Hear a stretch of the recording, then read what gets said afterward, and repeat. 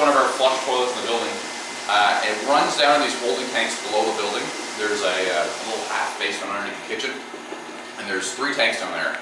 So the wastewater rolls into the first tank, it settles out, rolls in the next tank, settles out again, rolls in the last tank, settles out one more time. And the liquid part of that is pumped back up here.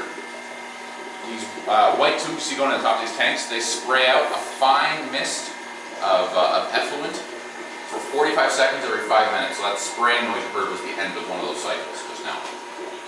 Inside of these are like thousands of these little tiny cubes here. So you can see the outline of some of them, like there. You know, so you pass it around. I cleaned it off, I knew we were coming here. Nothing high tech, it's just like mattress foam topper consistency foam. What they do is they give a surface area in there for the bacteria that live in your gut to colonize. So everyone's got bacteria in their gut. It's a big part of who we are as people. And when your waste ends up in these tanks, it carries with them those bacteria, and they colonize these tanks. And those bacteria love eating waste. That's their thing. So these get all full of that bacteria, big colonies of them. So if you could crack one of these open, take a look in there, it would basically look like, you ever seen a freshwater stream and those kind of green, like slimy things that grow on sticks and stuff like that? It kind of looks like that in there. Anyway, that's those big colonies of that bacteria, and they love eating waste. So that fine mist goes in there, that liquid effluent trickles down through there, and those bacteria are eating it up the whole way as it's trickling down through there. And by the time it trickles out the bottom, it's actually a tertiary grade water product, which means it's colorless, odorless, and safe to be put back in the environment. So behind the building, we have 2 septic fields, and so the water runs down to another tank, and then it's pumped back up to those fields. So we can treat all of our sewage on the site whenever the ground isn't frozen solid.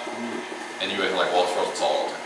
Well, we can actually use the system from the end of May through to about November, the end of bear season, which coincidentally is the time we're busiest here at the study center, so we can treat most of our sewage on site. It's a really cool system.